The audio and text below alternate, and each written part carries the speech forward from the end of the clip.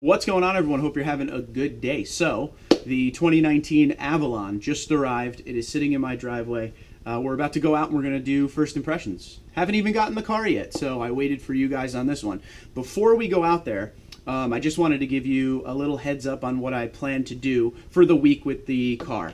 There is a point for me to get this. I don't know if you know this, so I'm going to catch everybody up. So this is a Toyota press vehicle. I have it for a week, okay? If you don't know this, I was madly in love with the 2018 Camry that they gave me well over a year ago, about a year and a half ago. I got the 2018 Camry. I actually got it twice. So I had a little bit of time with it, and I absolutely fell in love with it. 301 horsepower and all that, right? So that's actually the only press vehicle that Toyota ever gave me that I actually tried to buy. So I was really obsessed with that car. Unfortunately, a purchase never worked out. But here we are back again with something that is very similar to the Camry. So there's going to be a lot of comparison between the Avalon we have today and the Camry that I drove last year. Okay, it's the same engine, same transmission. The Avalon looks a little bit bigger. It looks like it has a little more tech in it from some of the pictures and stuff and the research I did with it. But that's going to be the main thing I'm focusing on. Is comparing those two cars to see which is the better option. Also, and probably more importantly, I'm going to be focusing on the fact that Toyota still has two very similar cars in the family sedan segment. A lot of other auto manufacturers are moving away from that, and they're going to SUVs, CUVs, trucks. They're not really doing the family sedan thing a lot anymore. So Toyota not only has one in the Camry, which is one of the most popular cars in the world, for a very long time, but they also have the Avalon. So by the end of this week, I want to be able to answer my own question. What's the point of that? What's the point of having both? Is there a major difference between the Avalon and the Camry? Because right now, with the research I've done, they're fairly similar, but there are some differences here and there. But getting behind the wheel of it and seeing what kind of technology is in this car versus the Camry, how are the seats, everything, we're going to see if it makes sense for them to have both on the market right now. Price range is very close to each other. So an XSE V6, correct me if I'm wrong, I'm spitballing here, is usually about 37, 38,000. The one I have today, I believe, is 41. Didn't even check the paperwork that's in the car yet because I haven't gone in the car yet. But we're going to go out there right now and we're going to do some impressions. Here's the impressions you can expect. Obviously, I like to do my first drive impressions. Before we do a walk around or anything like that, I do it a little bit differently. A lot of people, when they get their press vehicle, they do the walk around and tell you all about the cars and the features and everything. All right, that's been done 1,500 times with this car all over YouTube. I always start with the driving impressions. When the car gets here, all I want to do is drive it. And I want you to see my raw reaction, okay? I don't really filter much. I just kind of tell you how I feel about the car, what I like, what I dislike, everything with that. But I also want to tell you my impressions when I get in the car and see infotainment, see what the interior looks like. I purposely don't do a ton of research on the cars I'm getting when it's not a Tundra. The Tundra we know all about, but when it's cars that aren't the Tundra, I purposely don't do a lot of research because I want to feel that raw emotion and show you how I actually feel. All right, so let's head out to the car and let's see what we think about the 2019 Avalon Touring Edition.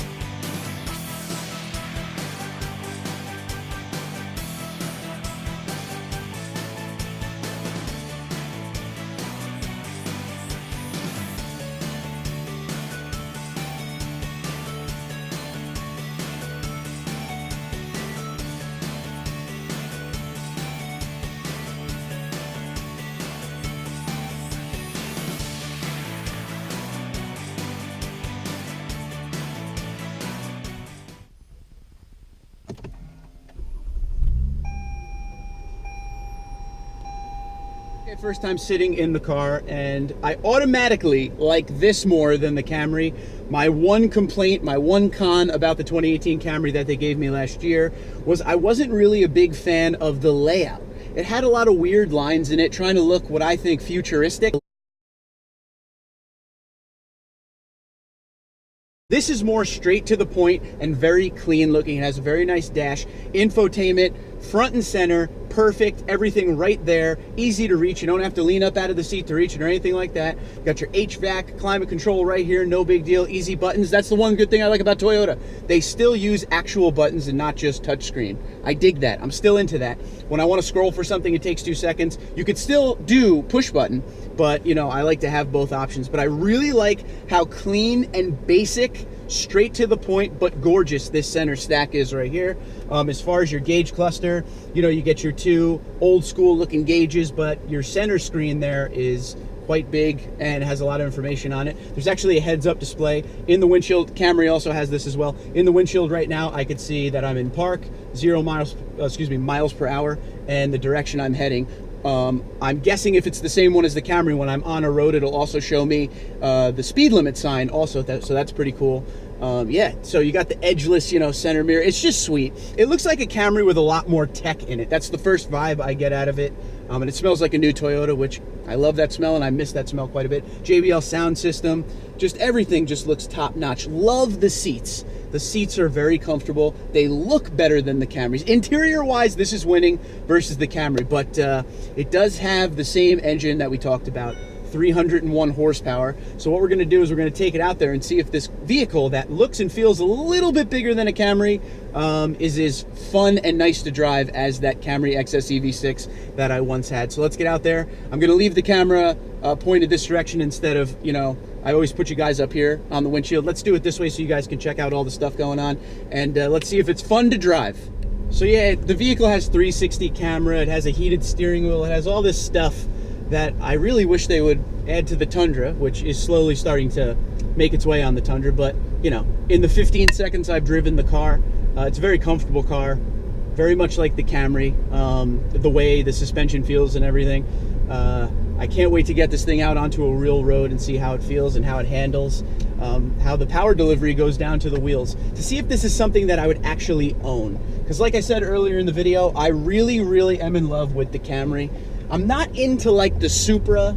You know, I had an FRS, the smaller sports cars, they're great and everything, but these cars give you a little bit of power, but you get the practicality with it. You get, you know, seats, you could fit 5 in here super comfortably. It's big, the trunk is big, it has plenty of horsepower to get you where you want to go. It's not lacking to where it feels like the car is going to have an issue at all. Just coming off the stop sign right there, I can tell you that right now. You know, it's got paddle shifters. One thing they did with the Camry and the Avalon blows my mind. Now, I always thought of the Camry and the Avalon as more of going toward the older demographic, but Toyota was like, screw that. You know what? Let's build this car more like a sports car. And as you saw earlier in the video when I put up the montage of the pictures, it's got a huge grille on it, which I personally love. A lot of people don't really care for it. I actually love it. I love the one like this, the Touring Edition. There's no chrome on it. It's all blacked out. It's got a little machine silver here and there, but overall in the white, it's amazing looking with all the accenting. But they really are going for a younger demographic. And I'm 35, okay? I'm into this thing. This is more my style, like I said, than the Supra. The Supra, to me, is a younger person's car. This is more of like something I could drive every day and not catch the attention of people trying to street race me at lights, but I can still have a good time going from point A to point B, taking the family wherever we need to go, and still having fun getting there. And yeah, man, this thing's winning me over very early on. Now we're gonna get this thing out onto a main road and see how it is as far as pickup. I don't have any sport mode on or anything like that. Let's just see if these 301 horsepower is evident. Oh my goodness. Ooh, hoo, hoo. Yeah, this would be fun to drive. Did you hear the engine? So you get a good amount of engine noise getting up to speed. It actually sounds like a nice sports car. It's nothing obnoxious at all. You could definitely just hear that awesome roar of the engine as it gets up through the gears. But when you're cruising like I am right now, it is totally quiet. Very nice, very calm ride. I could do this on the highway all day long. Very comfortable. Love the suspension. It doesn't make, so a lot of times when you drive a bigger car like this, at least for me, it always feels big and floaty. Like the suspension, when it hits a bump, it kind of just continues to move for a little bit there for a few seconds. This is just clean, man. This is just a great feeling car. And I love the fact that when it gets into the lower gear, you can hear the engine. It's just, it amazes me. All week long, I'm going to keep saying to myself, this is an Avalon. It's an Avalon. It just blows my mind that the car that I once looked at as, like I said, an older demographic vehicle could be so interesting. This is very interesting to me. This is the first time I ever drove one, and I'm enjoying it. So we're coming up to a, well, I guess it's not a red light anymore. It's a green light now, but the brakes are fantastic. There's no brake dive at all. The car is just really well balanced. That's the key words here, well balanced. And there's a cop right there, so I can't really get up to speed too much on here, but do you hear that? Do you hear that engine? Dude, this is not good for me. This is why Toyota, they got to watch when they give me cars, because, well, they're doing it.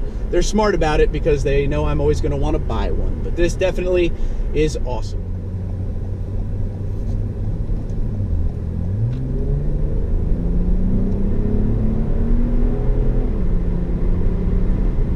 It's just, the power delivery is just perfect. It's perfect in this car.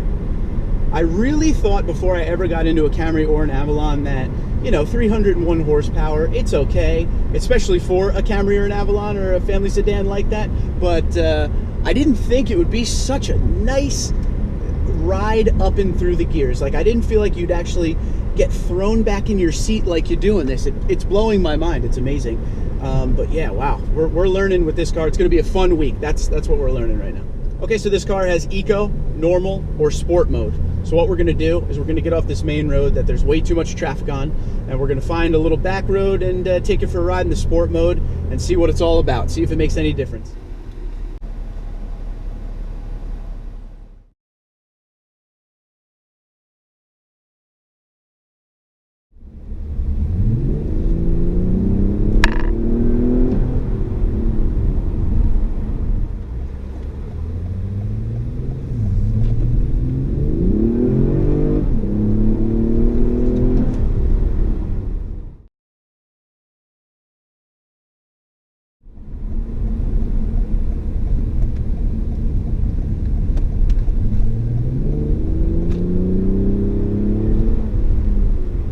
Alright, so that was the first drive with the 2019 Avalon Touring, and wow, I'm a fan.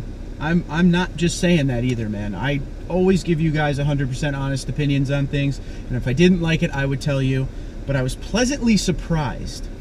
Overall, it's like a Camry with a lot more luxury, and man, first off, extremely comfortable on the road, amazing cornering, power delivery is unreal. I don't have anything I dislike about it yet. Mind you, I've had it for about 45 minutes to an hour total. There will probably be things here and there, but nothing that I could discover just yet. But with that first drive versus all the other first drives I do, man, it's just something else. It's like Toyota's hidden secret. No one really knows about the Avalon anymore. Of course, everybody knows about the Camry, but what they did to this car versus what it used to be is insane to me. Insane. I'm just pleasantly surprised and very happy with it, and totally pumped I get it for a whole week. So if you guys have any videos you want, questions, comments, concerns, you know, let me know, and we will talk about this car. Heated steering wheel there, Tundra fans. I know most of you guys who watch me are Tundra people, and we've always talked about the want for a heated steering wheel, and we have it there. But I'm just overall very pleased with the car. Love the interior, especially these seats. They're amazing seats. Got a little suede on the inside, leather. They feel great. Just wow, a big wow, Toyota. I would put a lot more commercials out about this car. You'd probably sell a ton of them if people actually got in and drove it. I just love when cars can hit a little bit of everything, okay? It's very comfortable. You can take your family, you can take a lot of people, you can take a lot of luggage, whatever, your golf clubs if you're like me, that kind of thing. You could do that, right? But you still have a lot of horsepower. The overall number one thing I like the most of the entire car so far is the engine noise. It just sounds like a lot more than you would expect from an Avalon. So wow, just everything. Everything is a win right now. There will be cons. I will actually tell you one con as we sit here. I just thought of this. I thought of this on the ride. The Camry XSE V6 has a moonroof that goes the whole length of the roof. This one just has your standard moonroof, which is no big deal. I only care that I get the light. I'm sorry, back passengers, it is what it is. But in a car like this, with everything that's in here, and it's pretty high tech, it looks like, I'm surprised they didn't just go ahead and put the full, you know, panoramic roof or panoramic moonroof up there. But Okay, I guess they had to cut costs somewhere. It has a 360 camera, like I said. It's remarkable, it's amazing, and I'm really enjoying it, and I'm very excited to drive this thing. So thank you for watching, and I'm sorry to be so long-winded, but that is my raw reaction. I'm very excited right now. We're gonna go inside. We're gonna get the wife. Maybe she wants to go to Outback or something, so give me another excuse to drive this thing. But until tomorrow, Twitter and Instagram at TundraDude34, TundraDude34@gmail.com. I'll talk to you later.